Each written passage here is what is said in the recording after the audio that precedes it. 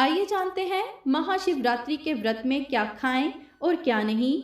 महाशिवरात्रि का व्रत किस समय और कैसे खोला जाता है तथा इसके महत्व के बारे में।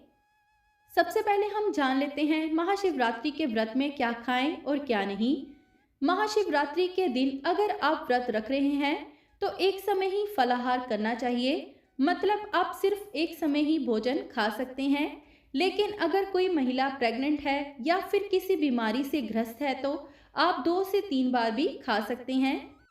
व्रत में सिंघाड़े का हलवा, कुट्टू, सामा के चावल, आलू आदि का सेवन किया जा सकता है। व्रत में गेहूं या चावल का सेवन नहीं करना चाहिए। इसके अलावा साबुत अनाज से बनी चीजें भी नहीं खानी चाहिए। व्रत में लहसुन प्याज का सेवन वर्जित होता है। महाशिवरात्रि के दिन सफेद नमक नहीं खाना चाहिए, इसकी जगह सेंधा नमक खाया जा सकता है। उपवास के दौरान बहुत ही ज्यादा तला भुना खाना नहीं खाना चाहिए, इससे पाचन सिस्टम डिस्टर्ब हो सकता है।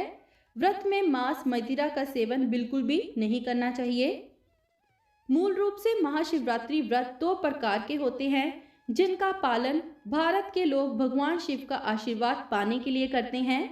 निर्जला व्रत, इस व्रत को करते समय आपको इस बात का ध्यान रखना होगा कि व्रत की अवधि के दौरान आपको पानी या भोजन लेने की अनुमति नहीं है।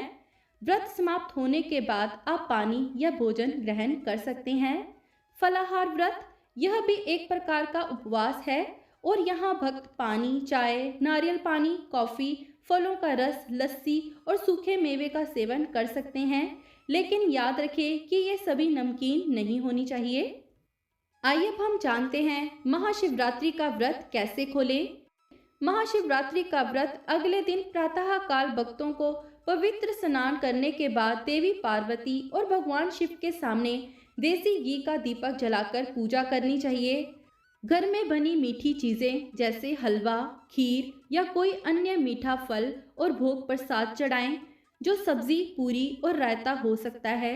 यह सब पहले भगवान और देवी को अर्पित करें और फिर आप भोग प्रसाद खाकर अपना व्रत खोलें। इस दिन मांसाहारी भोजन का सेवन नहीं करना चाहिए। आइए जानते हैं महाशिवरात्रि व्रत का महत्व।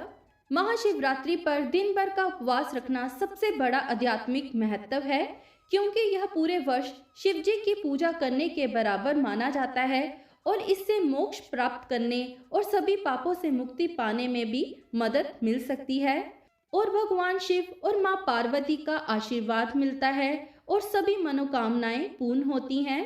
साथ ही धन, सम्मान, सुख, शांति की प्राप्ति होती है। अगर कोई कुंवारी कन्या यह व्रत रखती है तो इससे विवाह में आ रही अड़चनें दूर होती हैं। सुहागन महिलाओं को अखंड सौभाग्य की प्राप्ति होती है। यह थी सारी जानकारी। आशा करती हूँ आपके लिए ये वीडियो मददगार रही होगी। आप सबका दिन शुभ रहे। धन्यवाद।